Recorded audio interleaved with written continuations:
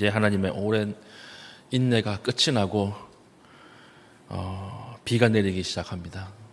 그러나 하나님은 은혜를 베풀어 주셔서 방주를 짓게 하여 주시는 것이죠. 그래서 1절 보십시오. 여호와께서 노아에게 이르시되 너와 내 온 집은 방주로 들어가라. 하나님 명령이 떨어졌어요. 방주로 들어가라. 하나님께서 그 뒤에 이 세대에서 내가 내 앞에 의로움을 내가 보았습니다. 어저께 포악한 세상과 정확하게 반대되죠. 어저께는 하나님 앞에서 모든 사람들이 다 포악했다 이렇게 기록을 하고 있는데 그 중에 노아는 은혜를 입어서 하나님 앞에서 의로웠다는 거예요. 이 의로움이 절대적 의로움이 아니라 상대적 의로움이라고 말씀을 드렸죠. 비교적 하나님 보시기에 그래도 하나님을 두려워하고 하나님 말씀을 붙잡고 살려고 했던 사람이 노아였습니다. 하나님께서 이 노아에게 이제 구원을 베푸시는 것이죠. 그리고 방주에 들어간 이후에 4절 보십시오. 지금부터 7일이면 내가 40주야를 땅에 비를 내려. 여기에 이제 우리나라 말로 번역할 때는 비라고 번역을 했는데요. 이게 비가 아니고 정확하게 번역을 하면 물폭탄이에요. 물폭탄. 그러니까 물폭탄이 떨어진 거예요.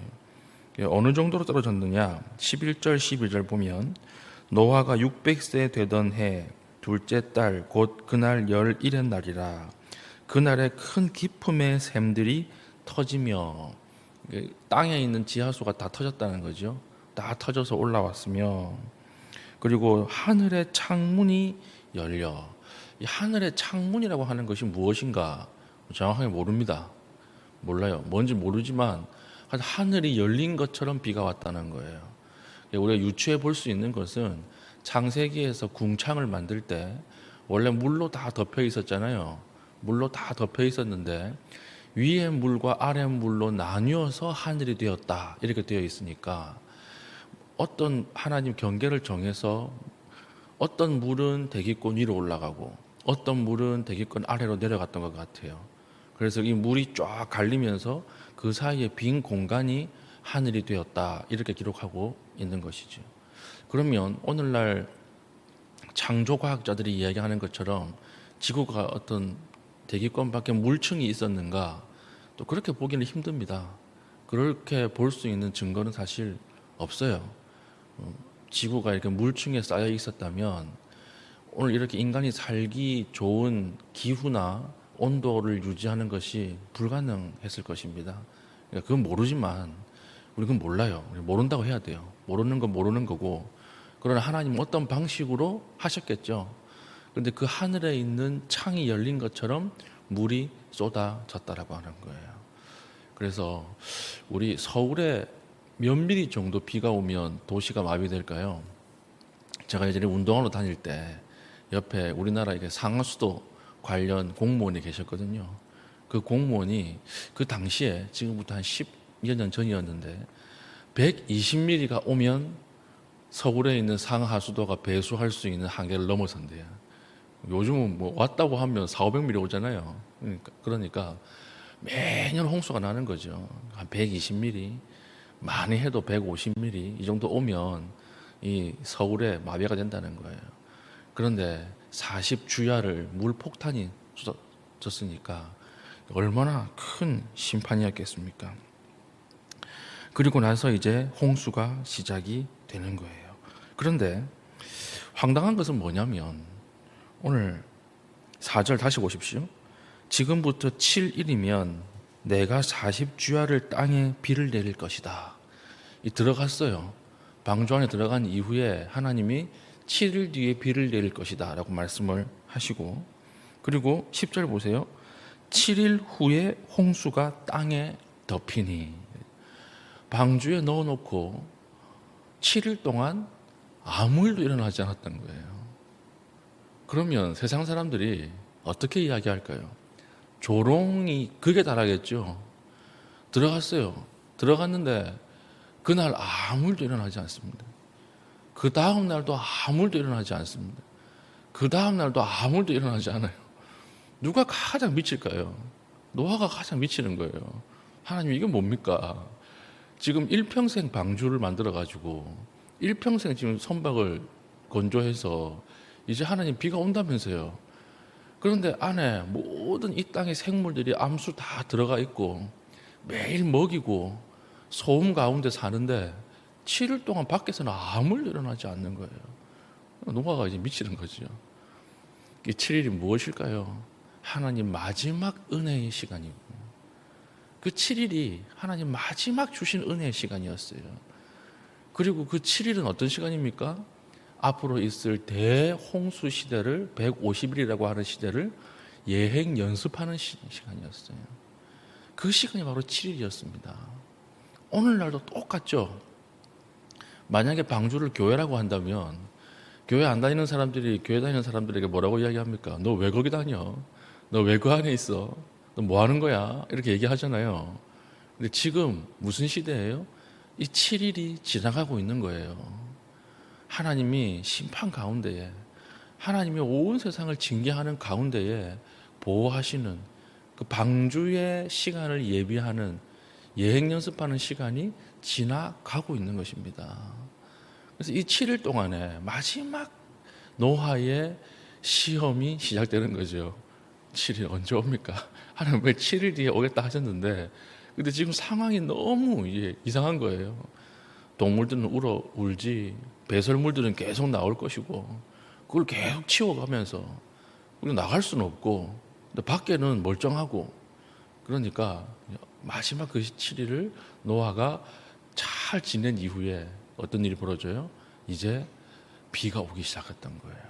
그래서 오늘 또 보면 14절 보세요. 14절 들어간 것들은 모든 것의 암수라 하나님이 그에게 명하신 대로 들어가매 여호와께서 그를 들여보내고 문을 닫으시니라. 여기에 문을 닫으시는 방주의 문을 닫으시는 주어가 누굽니까? 노아가 못 닫습니다. 방주 너무 크기 때문에 노아가 못 닫아요. 누가 닫은 거예요? 하나님이 닫으신 거예요. 하나님이 닫으셨다라고 하는 것은 무슨 뜻일까요? 이제 내가 책임지겠다는 거예요. 내가 책임진다. 하나님이 닫아버린 거예요. 어저께 우리 새벽 기도 때 말씀을 나눴잖아요.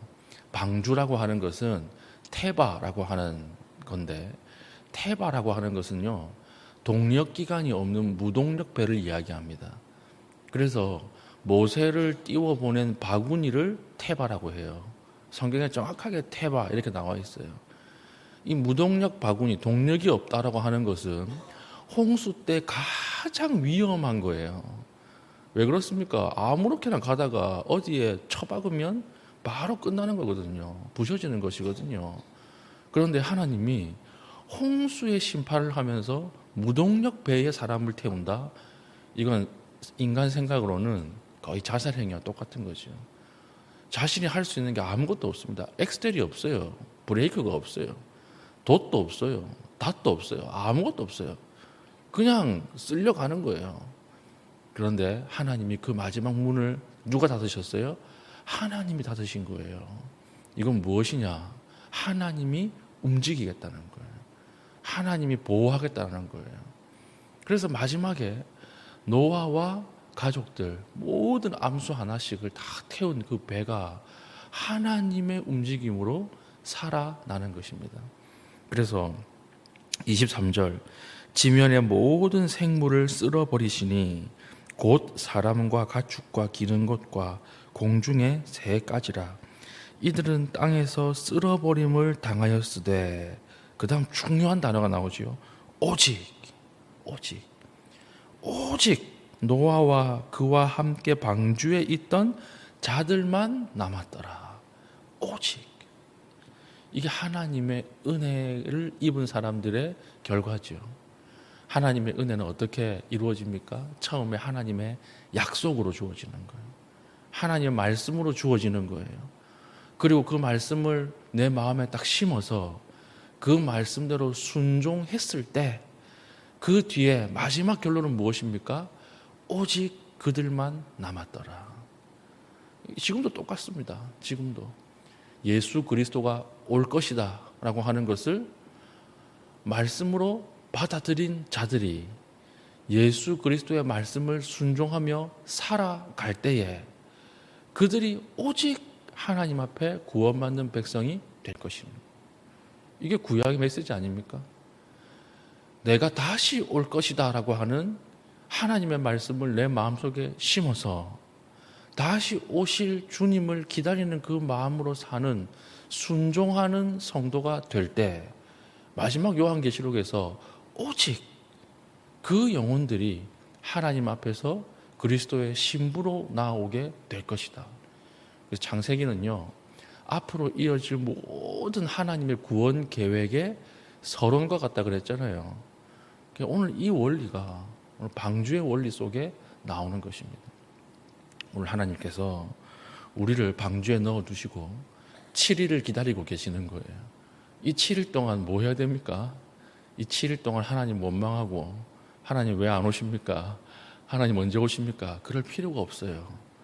이 7일 동안 하나님의 마지막 그 대심판, 그 징계를 준비하고 하나님의 은혜 가운데 살아가면 되는 것이죠. 우리 가정예배 시작했습니다. 저는 가정예배가 이 시대의 태바라고 생각해요. 온 세상이 다 포악한데 하나님이 우리 가정을 새롭게 띄워주셔서 그 안에 하나님 말씀을 주시는 거예요. 이제 비가 오면요, 노아는 나가고 싶어도 못 나갑니다. 방주 안이 아늑했을까요? 방주 안의 온도와 습도가 다 맞았을까요? 그렇지 않습니다. 온 세상의 동물이 다 들어가 있는데 그 안에 폐쇄된 그 배 안이 어떻게 아늑합니까? 노아는 정신이 없었을 거예요, 아마. 야행성 동물 있죠. 그 다음에 주간에 깨어있는 동물 있죠. 고기 먹는 동물 있죠. 풀 먹는 동물 있죠. 그 동물이 배설해내는 배설물들 얼마나 많았겠습니까? 그거 다 치우고 야간에는 사자 울음소리, 곰 울음소리 들렸을 거 아니에요. 그런 거 다 견디고, 그런데 이게 못 살겠다, 나갈 수 있습니까 없습니까? 못 나가요. 왜 못 나갑니까? 하나님의 은혜가 있는 곳은 온 세상에 방주 속밖에 없어요. 방주 밖은요, 모든 것이 다 심판입니다. 오늘 하나님 교회를 이렇게 세우신 거예요. 밖은 다 심판인데 하나님의 심판을 향해서 달려가는데 하나님이 교회라고 하는 방주를 띄우시고 그 안에 가정이라고 하는 방주를 띄우셔서 여전히 하나님의 말씀을 언약의 형태로 주고 계시는 거예요. 그것을 듣고 순종하는 자들은 그 방주에 타는 거죠. 오늘 우리의 교회, 우리의 가정이 저는 방주라고 생각해요. 거기서 하나님 앞에 예배하고 찬양하고 서로를 위로하고 이 심판의 시간을 잘 버티는 그런 믿음의 신실한 주의 가정, 주의 종 될 수 있기를 예수님의 이름으로 축복합니다. 아멘. 기도하겠습니다. 기도할 때에 하나님, 이 땅에 살아갈 때에 하나님 우리를 방주로 부르셨음을 고백합니다. 하나님 순종함으로 은혜의 방주 안에 머물 수 있는 믿음을 허락하여 주시옵소서. 기도하신 이후에 개인적인 기도의 제목 가지고 기도하시고 자유롭게 돌아가시겠습니다.